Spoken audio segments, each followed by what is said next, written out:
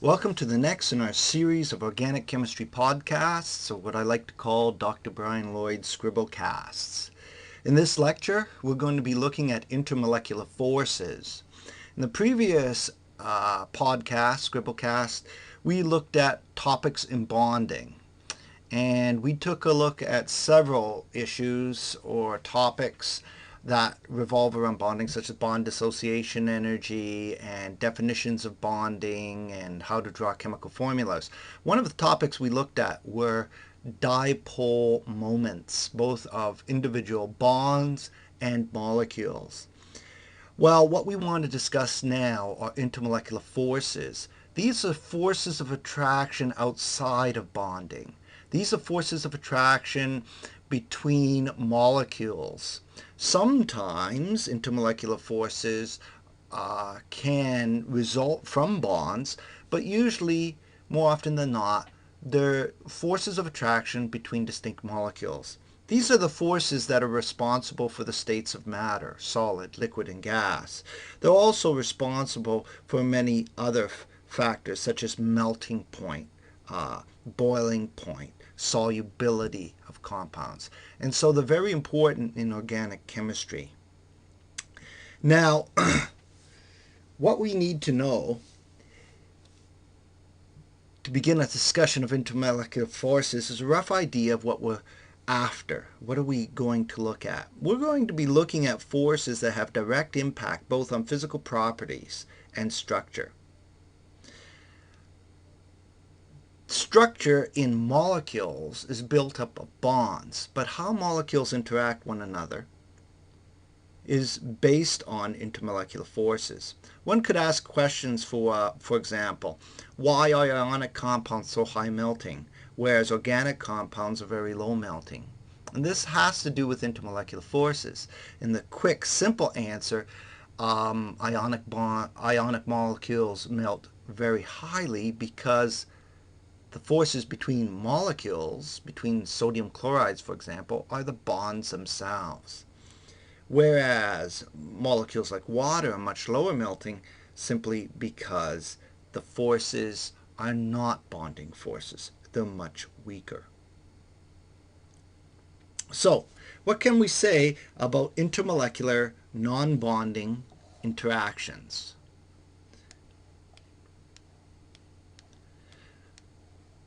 Well, the first thing we're talking about, we must remember, is that these are not bonds.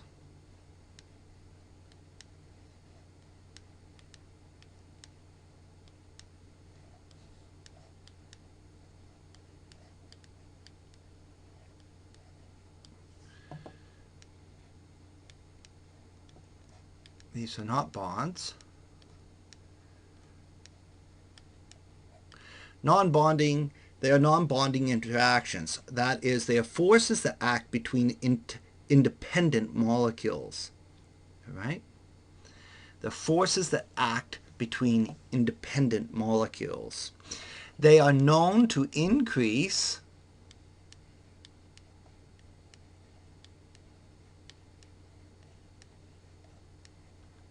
with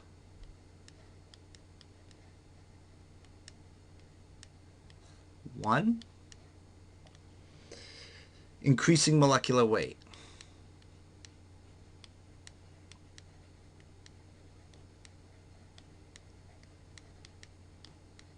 So they're known to increase with increasing molecular weight. And one has to ask the question, why is this the case? So we have to give answer to that. 2, they increase with increasing polarity.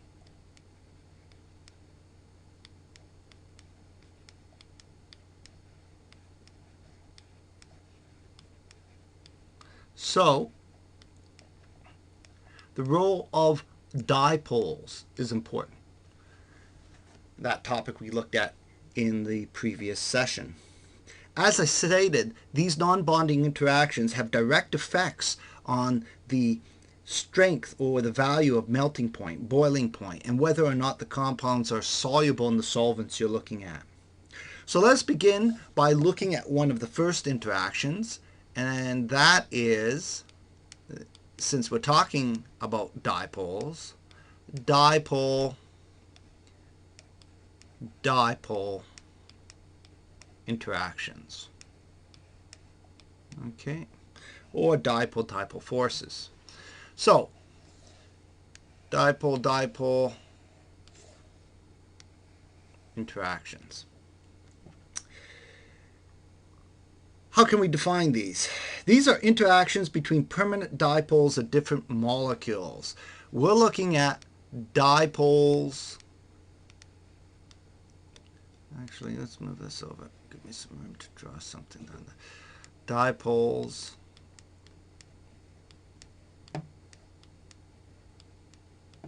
between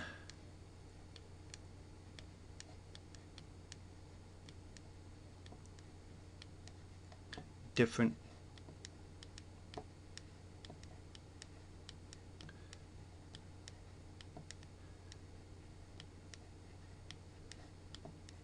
molecules.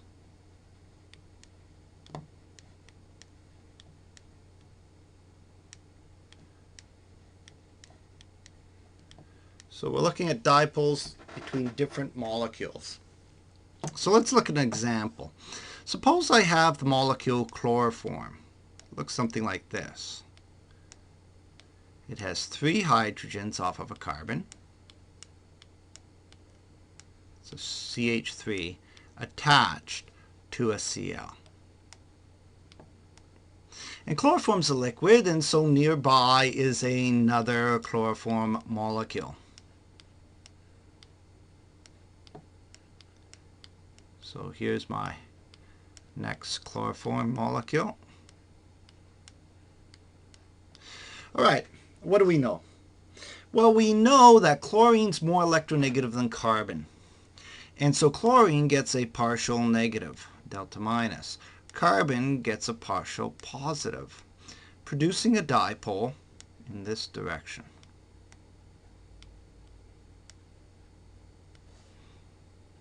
This chlorine has a delta minus. This carbon has a delta plus. It has a dipole in that direction. Now, the way I've drawn these molecules was not just arbitrary. In fact, in solution, in a liquid, for example, although there's free motion, molecules can line up, align their dipoles. There is a net force of attraction between the delta minus of chlorine of one molecule and the delta plus on carbon of the next. It's a weak interaction. Okay, it's a weak interaction, but there is an interaction. How weak is it? Well, let's consider bonds. In kilocalories per mole, bond strengths, if you look back, were around 100 kilocalories for carbon hydrogen bonds. We saw them in the range of 80 and 70. In fact, you can get them as low as the high 30s in kilocalories per mole. So bonds, typically up around 100, may range down as low as 30 kilocalories per mole. These dipole-dipole interactions are in the range of 1 to 3 kilocalories. Okay, so they're almost, you know, their range is 10 times to 30 times weaker than a typical bond. Now these forces will lead to the molecules going from a gaseous state to a liquid state, and going from a liquid state to a solid state depending on their strength.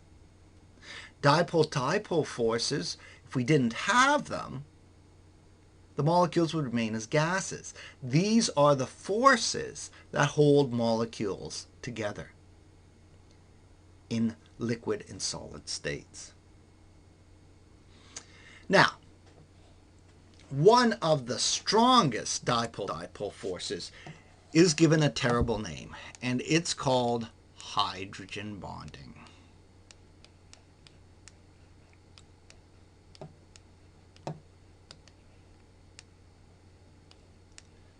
hydrogen bonding. Why is it a terrible name? Hydrogen bonding is an intermolecular force. It is not a bond. Now, I agree the distinction between bond and intermolecular force is arbitrary. That is, it's just something we define. They're all forces of attraction. But we draw this distinction because bonds create individual molecules. Intermolecular forces do not create molecules. They join molecules together in weaker interactions. Hydrogen bonding is still an intermolecular force. It does not build discrete molecules. It should have been called the hydrogen intermolecular force, but they chose to call it hydrogen bonding. It is a dipole-dipole interaction. Okay, it's just one of the strongest ones. The hydrogen bond is a force of attraction between a hydrogen bound to an atom of high electronegativity. Okay, so to get hydrogen bonding, we need a hydrogen in a molecule, and in that molecule, the hydrogen must be attached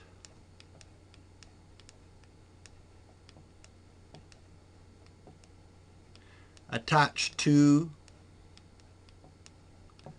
an atom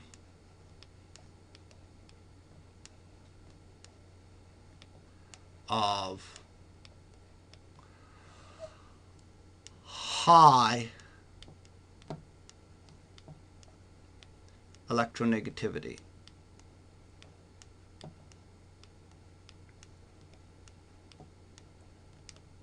That's the first requirement to have a chance of getting hydrogen bonding.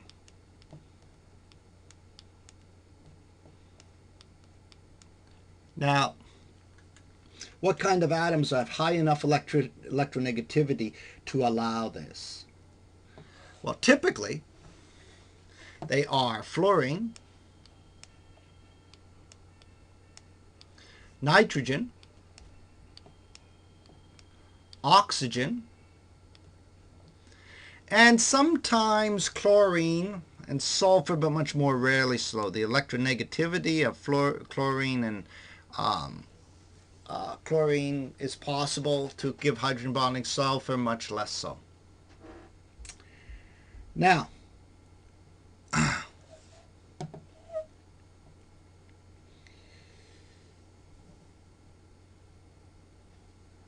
the interaction itself, the hydrogen attached to an atom of high electronegativity, will be attracted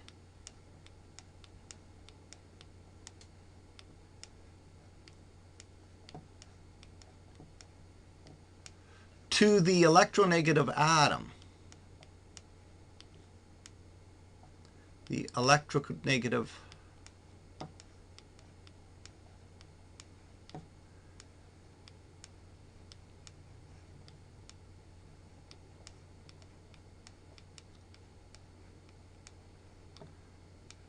atom of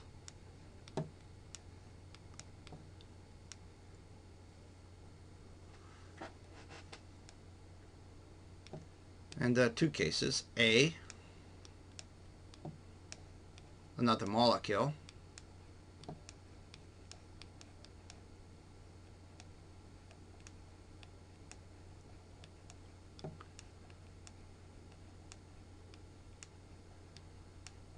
or B, attracted to the electronegative atom in its own molecule.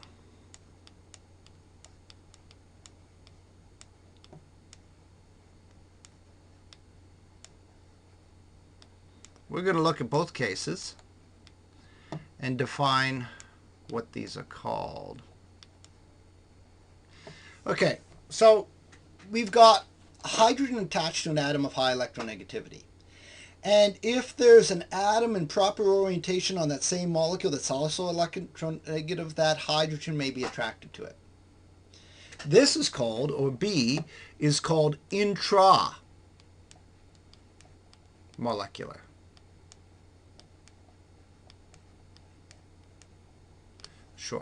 Use a short form for that, intramolecular hydrogen bonding. If it's attracted to an electronegative atom on another molecule, it's called intermolecular hydrogen bonding. I ran out of space, so I'll just put a period there for short form. Intermolecular hydrogen bonding. Let's look at some examples of each. Intramolecular hydrogen bonding can occur when the orientation is just right.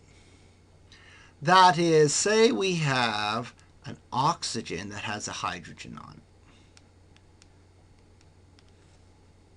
such as a benzene ring.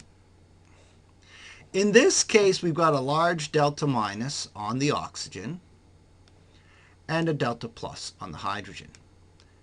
Now, you've got to remember that these dipoles are fairly large. This is the reason hydrogen bonding is one of the strongest intermolecular dipole-dipole interactions. It's because in terms of electronegativity, hydrogen is very close to one of the weakest in terms of electronegativity. Oxygen is one of the strongest, so the dipole here is very large. And if we have something like, an oxygen there, another oxygen with lone pairs, the hydrogen will be attracted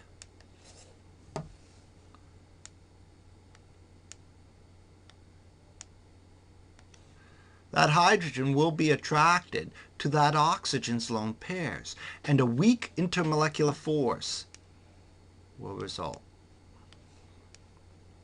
Hydrogen bonding. Now let me just say, this hydrogen bond is not a bond. It's an intramolecular force in this case. It's much weaker than a typical bond. It's more easily broken. This is an example of intramolecular hydrogen bonding. How is intramolecular hydrogen bonding different? I'm going to write right over my H. Intramolecular hydrogen bonding. How is intramolecular hydrogen bonding different than inter?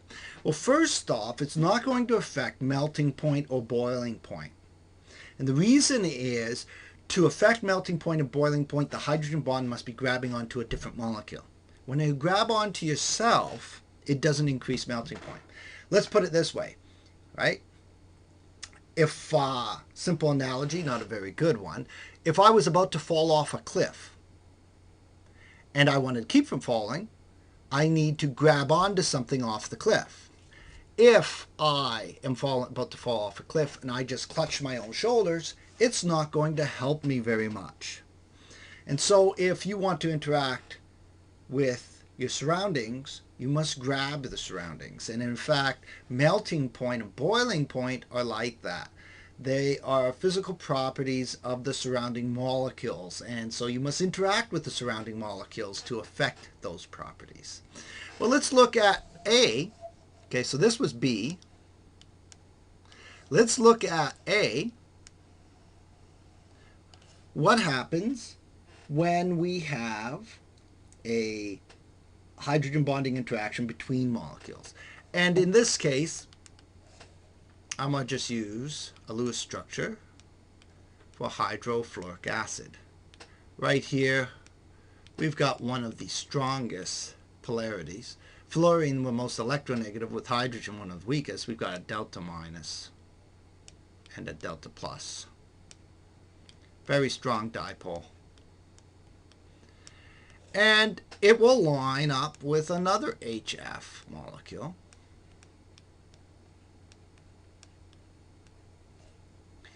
And again, delta plus. Extensive hydrogen bonding here, delta minus.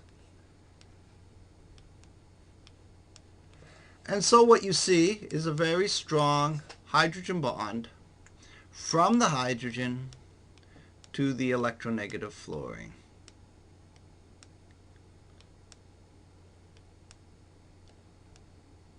There we go. So here's our hydrogen bond, but in this case, this is intermolecular.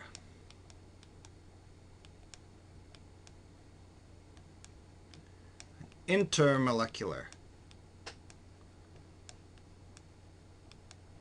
hydrogen bond.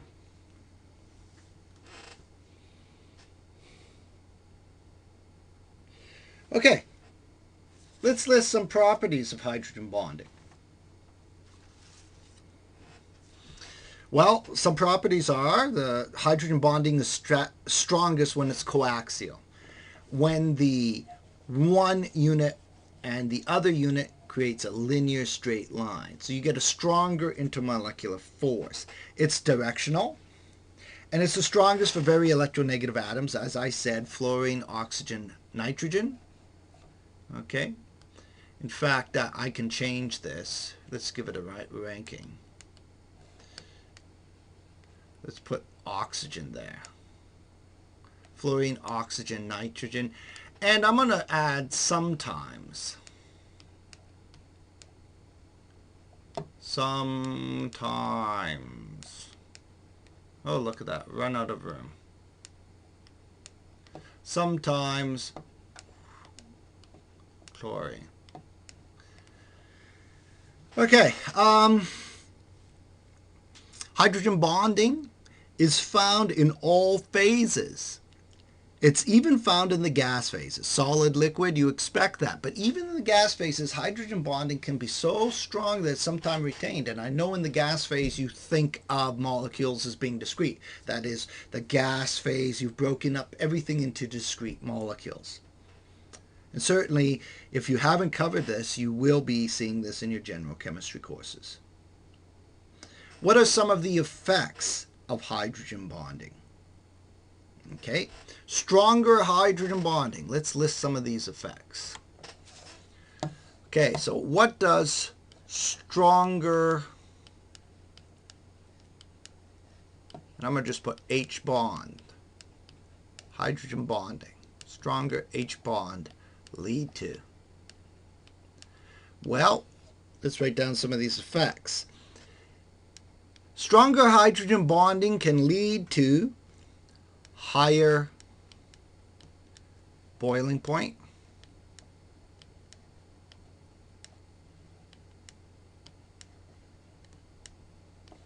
and sometimes melting point, sometimes higher melting point.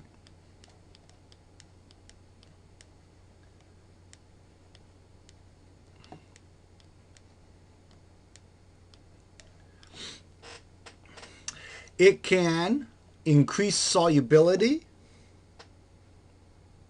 with polar solvents, so it can increase solubility.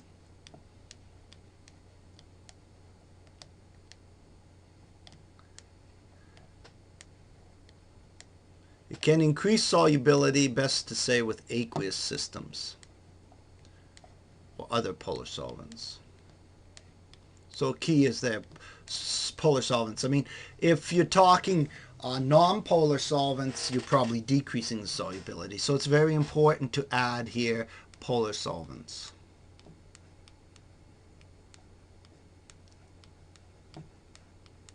Specifically, I'm thinking of water.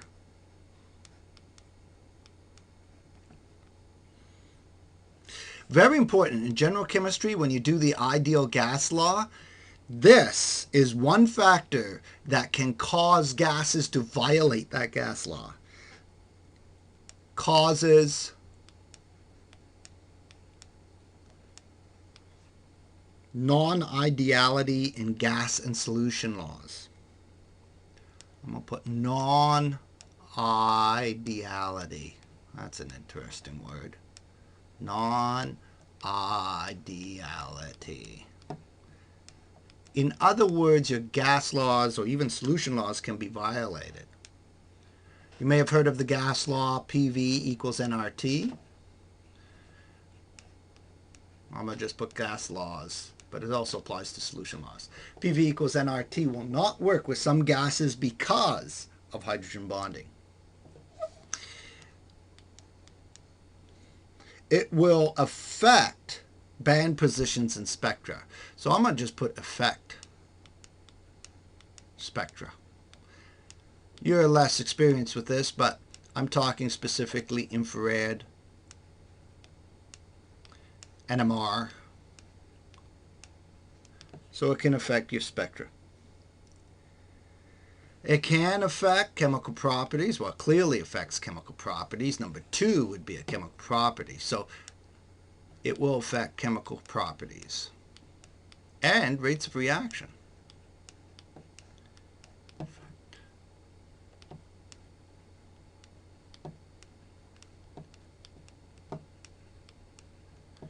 Chemical properties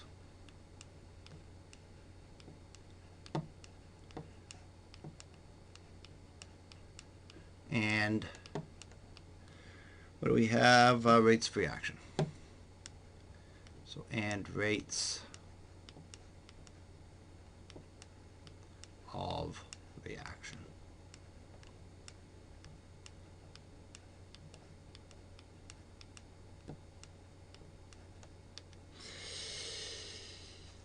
Lastly, interesting feature of hydrogen bonding is that life is dependent on it. Without the hydrogen bond, you would not have the double helix in DNA. Hydrogen bonding is the methodology of stabilizing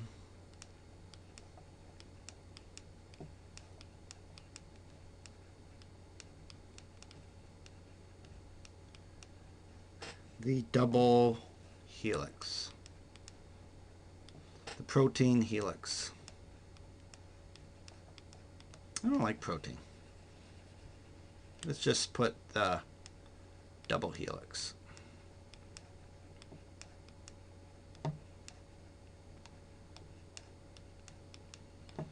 Let's just put double helix and put DNA and RNA. So hydrogen bonding interactions are responsible for life. You and I could not be sitting here talking if it wasn't for hydrogen bonding. Okay. Well, is that it? Dipole-dipole forces are what cause solids and liquids. They sometimes occur in the gas state. Hydrogen bonding is one of the strongest of dipole-dipole forces because of the extreme difference in electronegativity between hydrogen and the electronegative atom. Well, if that were the case, then if we came to a molecule like this,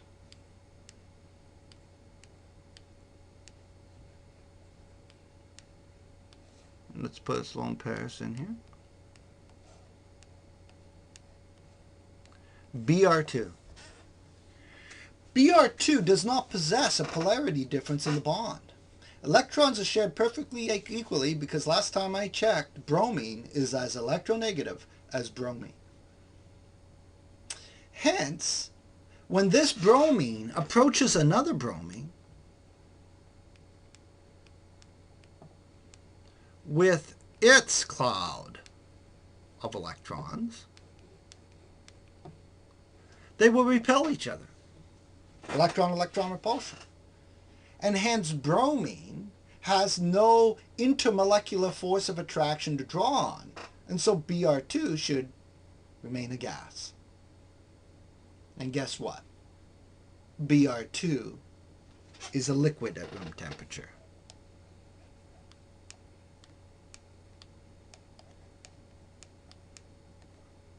It is a liquid that forms without any dipole-dipole interaction. How is this possible? How is it possible that a molecule with no dipole-dipole interaction can form a liquid? Probably a gas. Probably a solid. In fact, that is the case if you look at I2. It's actually solid. Iodine crystals. Whoa, we've got a problem here. And there is a simple analogy which will allow you to quickly come to an understanding of what's going on. Let me ask you a question. Have you ever met an individual in your life, a stranger, a person, who was so disgusting, so repulsive, so unbearable that they were strangely attractive? What does this have to do with this problem? In fact, it is the repulsion here in this molecule that leads to the attraction. How?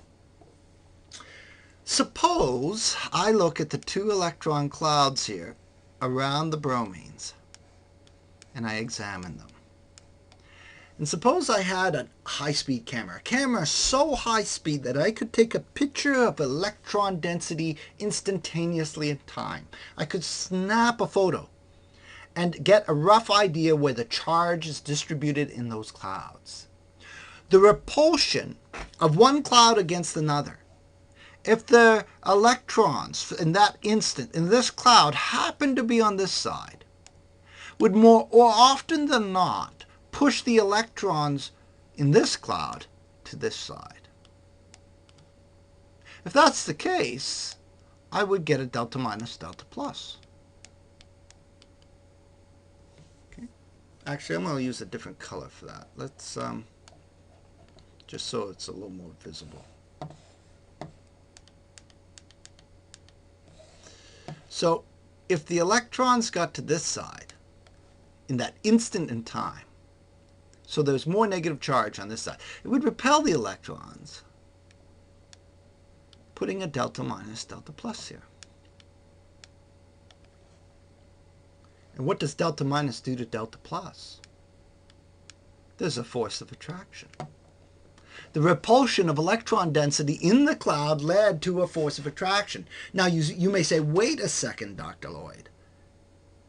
In the very next instant in time, the electrons average out, don't they? And you're right. This could all reverse. In an instant in time, bang, the electron could be over here, but that would push these electrons over here.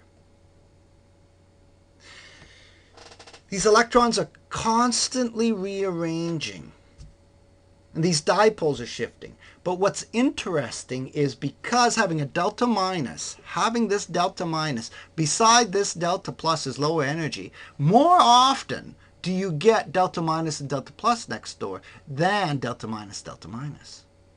So the repulsion of the electrons leads to a weak attractive force. Or one could say the electrons in this cloud are inducing electrons to move, so this is a short-lived induced dipole.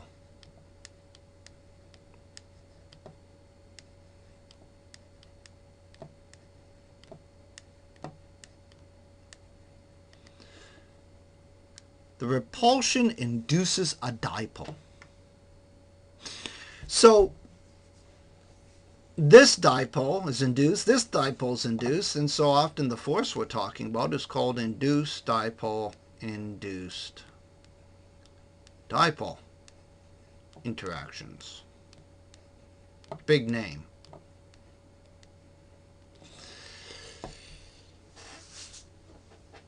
Other names that this force have been called are London Dispersion Forces,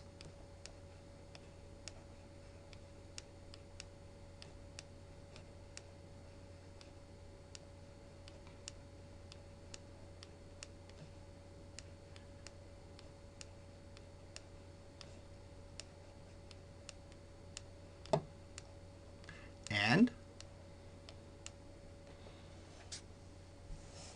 we've got London Dispersion Forces, induced dipole, and it's also called van der Waals.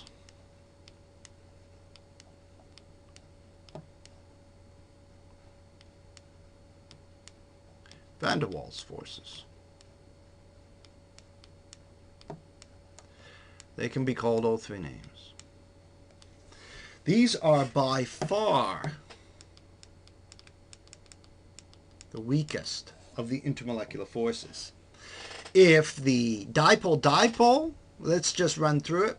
Dipole-dipole, in fact, let's write these down. Dipole,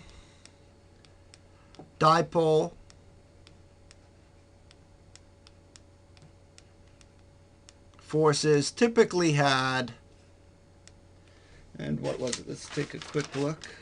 Dipole-dipole forces had force strengths in the range of 1 to 3 kilocals per mole. The strongest dipole-dipole force, the hydrogen bonding, typically can get you right up to about 10 kilocals per mole. And the more extensive hydrogen bonding you get, if you have like 2 hydrogen bonds, you may actually get up to about 20. But I'll put about 10 kilocals as a rough idea. At the high end, 5 to 10 is typical.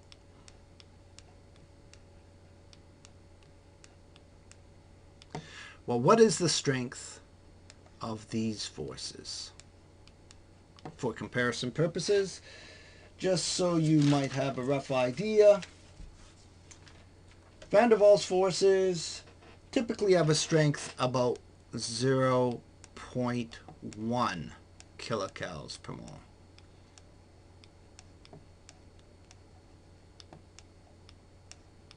Okay. So if we're comparing our forces, the induced dipole is certainly the weakest force.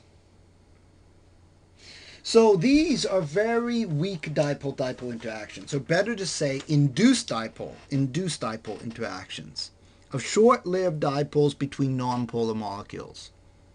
The repulsion actually leads, in the electron clouds, actually leads to a weak attractive force. They're formed by the constant motion of electrons, and these create small distortions in the distribution of charge, as well as interactions between the intermolecular electron shells that is attractive. Well, what do we know about this dipole-dipole interaction? Well, the first thing is it's very distance dependent. You have to be able to get to close proximity. All right? So if you're too far away, there's no attraction. If you get too close, there's repulsion. And so a large surface area leads to better, stronger interactions. What do you mean by that? Well, suppose I'm comparing attraction between 2 round balls versus attraction between 2 cigar-shaped molecules. This one would have much less contact to induce dipoles, whereas this could induce dipoles along the whole length. And the net effect is all of these interactions along the surface would lead to a better surface contact, better closer approach, stronger force. This type of guy would have a higher boiling point. An example of this is 2 molecules that have 5 carbons in them. If we took this molecule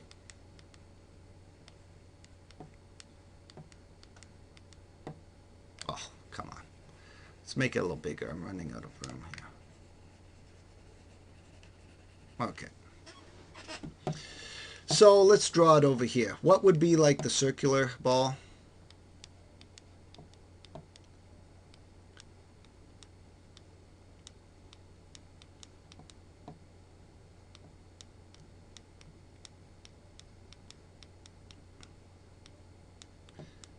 This molecule, neopentane,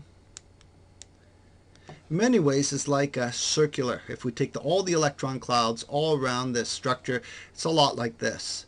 Whereas we took a 5-carbon chain, such as the molecule pentane,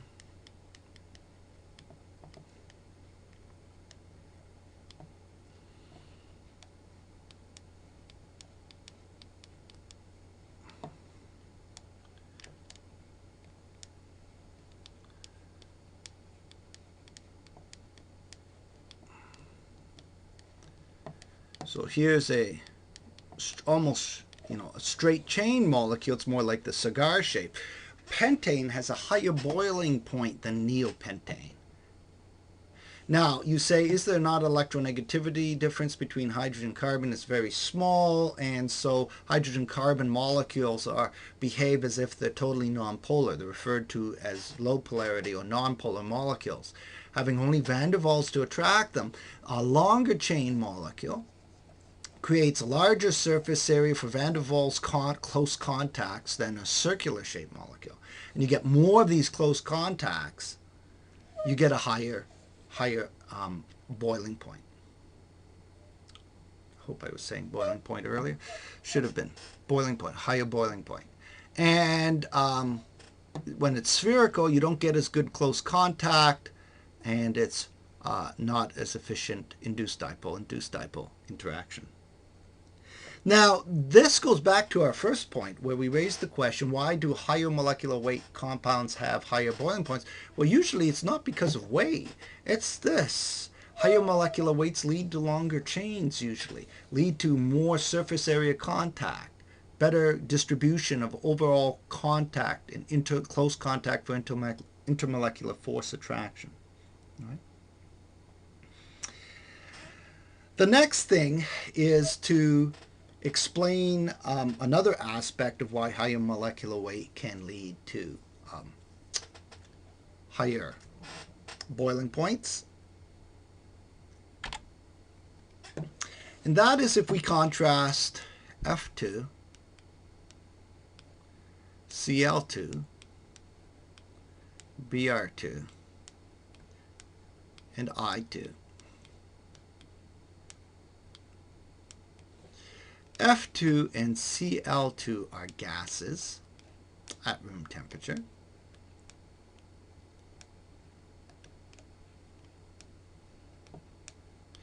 Br2 is a liquid.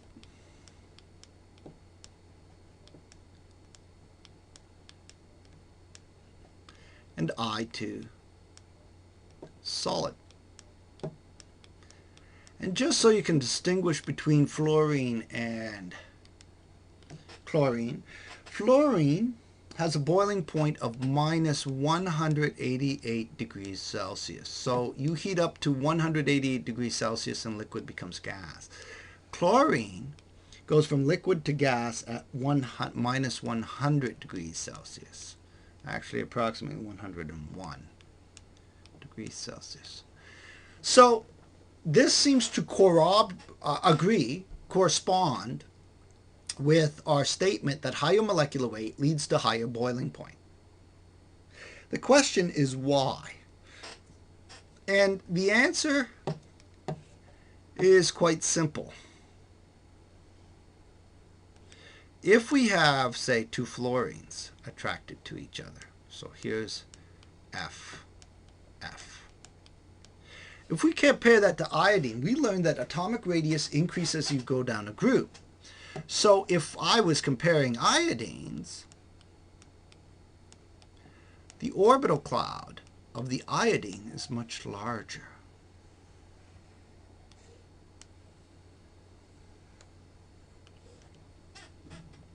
Now, the induced dipole will produce a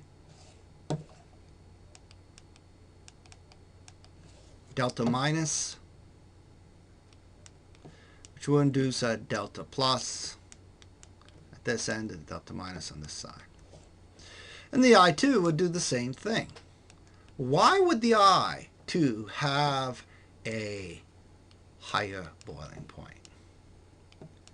Well, it has to do with what we learned about dipoles. mu. Mu depends on two things. It depends on charge, which I'll represent as E for an electron, times what? Distance. And that distance is the distance of separation in the charge, this distance. If the orbitals are larger for iodine, the distance between these partial charges is greater, hence the dipole is greater. Stronger dipoles lead to stronger attractions. This is so important, this feature, it's given a special name, and it's called polarizability.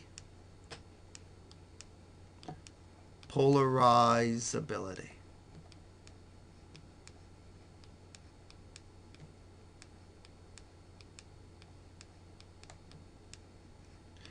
Polarizability is the ability of electrons to respond to a changing electric field. Better write that down.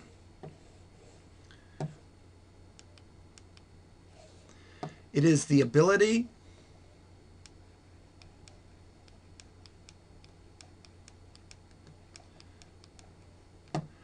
of electrons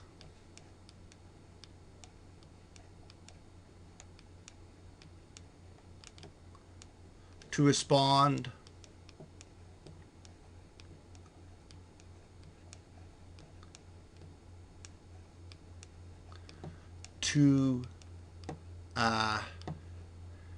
changing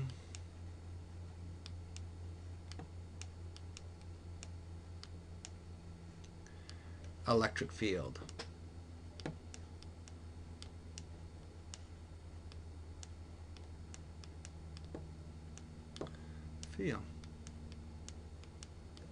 What does that mean? Well, let's define all the terms in the sentence individually. What's the changing electric field? The changing electric field is the two I2s coming together. As they approach each other, they sense each other. They sense the electron clouds of each other. They sense an electric field, and as they get closer, that field's getting stronger, so it's a changing electric field. That means two of these coming together.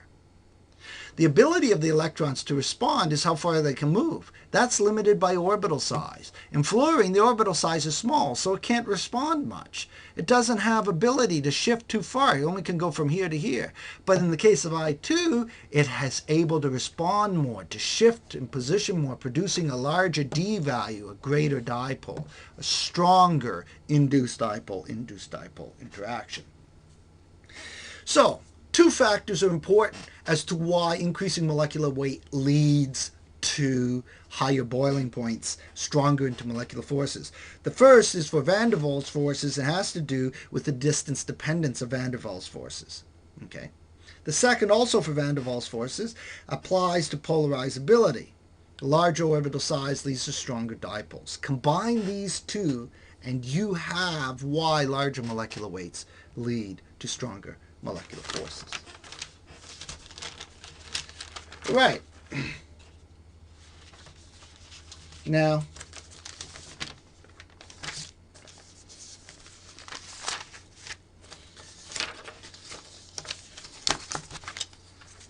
I have an interesting article here. I'll just take excerpts from it. It's taken from the September 2nd, 2002 American Chemical Society, and it's entitled Off the Wall Holding Fast. Van der Waals bonding, not capillary adhesion, attaches geckos to ceilings. And I'm going to just read a small section of this article. I was on a Hawaiian vacation lying in bed when I saw a gecko run across the ceiling to attack a large spider. The spider fell, but the gecko held fast to the ceiling. This led to Autumn wondering about the mechanism behind this lizard's staying power. Now, 5 years later, his colleagues have finally solved the problem. The individuals here are Keller Autumn, Assistant Professor of Biology at Lewis and Clark College, Portland, Oregon. Autumn with electrical engineer Ronald S. Fearing and biology professor Robert J. Full of University of California, Berkeley, tested the adhesion gecko toes to strong hydrophobic and hydrophilic polarizable surfaces. Gecko toes, which are highly hydrophobic, are covered with millions of tiny hairs, each tipped with hundreds of projections known as spatula. If geckos used water-based capillary adhesive forces used by insects, frogs, and some mammals, they wouldn't stick to a hydrophobic surface. Okay, so if they were water-based, a hydrophobic is a water-repelling surface. They found that the lizard's toes adhered equally well to both types of surface, indicating that van der Waals bonding, rather than capillary adhesion, is at work. So next time you see a gecko on a TELUS commercial, you will now know it's all the individual hairs on the gecko that lead to it staying fast on the wall, and that is attributable to van der Waals forces. Well, there you have it. The end of this podcast dealing with intermolecular forces.